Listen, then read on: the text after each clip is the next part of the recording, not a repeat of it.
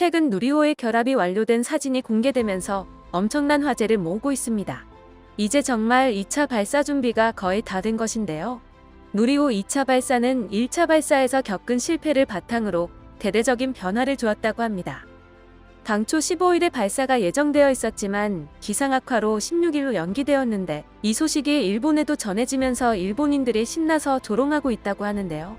이번에도 잘 되지 않을 거라며 저주를 퍼붓고 있을 때 세계의 전문가들이 등장해 이번에 누리호 발사는 성공할 것이라며 팩트로 뼈를 때려주었다는 소식입니다. 누리호는 지상으로부터 600에서 800km 떨어진 저궤도에 1.5톤의 위성을 투입 가능하게 하는 로켓 기술을 확보하는 것을 목적으로 하고 있습니다. 누리호 1차 발사 때 성공 목표는 위성을 고도 700km에 초속 7.5km로 투입하는 것이었는데요. 당시 누리호는 1단 분리와 페어링 분리, 2단 분리까지 성공적으로 해냈습니다. 그러나 3단 7톤급 엔진의 목표인 521초 동안 연소하지 못했죠. 46초 부족한 475초에 종료하면서 실패하고 말았던 것인데요. 조금 빠르게 연소가 중단되면서 위성의 속도가 초속 7.5km로 지구 궤도를 돌아야 했는데 6.8km밖에 돌지 못하고 낙하했습니다. 과학기술정보통신부와 항공우주연구원은 누리호 발사 조사위원회를 구성하여 실패 원인을 밝혀냈습니다. 약 2,600개의 원격자료 전송장치의 데이터를 분석했는데 누리호가 비행 중에 진동과 부력에 의해 헬륨 탱크에 가해지는 액체 산소의 부력이 상승해버려서 하부 고정장치가 어긋나면서 헬륨 탱크가 이탈했다는 것이었죠.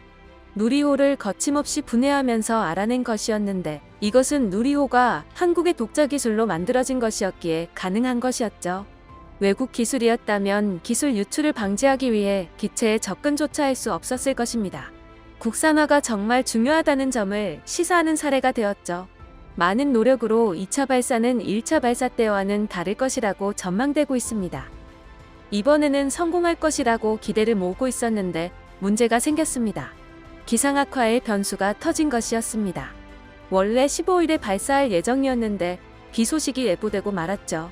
비가 내리면 나로우주센터 조립동에서 발사대로 이동하는 길이 비탈길이라 미끄러질 위험이 있다며 안전을 위해 하루 연기해 16일에 발사할 계획을 밝혔습니다.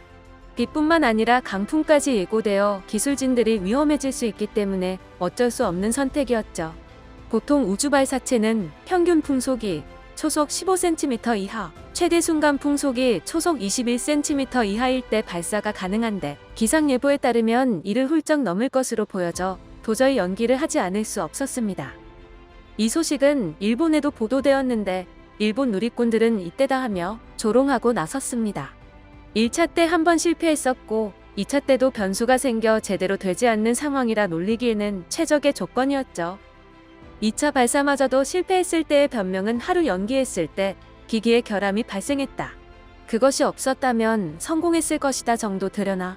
하루하루 늦어지면서 1년이 지나게 되겠네. 쓸데없는데 여러 번 도전하네. 대단하다. 일본이 이토록 한국에 이래 뜨거운 관심을 보이는 것은 한국을 경계하기 때문이었습니다. 우주기술 관련 전문가들은 한국이 최대 3년 안에 일본을 뛰어넘을 거라고 발표한 바 있는데요. 현재 한국의 항공우주 분야 예산은 일본의 22% 정도밖에 되지 않는데도 최근 한국이 고체 연료 추진체 시험 발사에 성공한 것을 보고하는 말이었습니다. 한국은 일본보다 확실히 적게 투자하고 있는데도 훨씬 더 뚜렷한 성과를 내고 있는 것을 높게 평가한 것이었죠.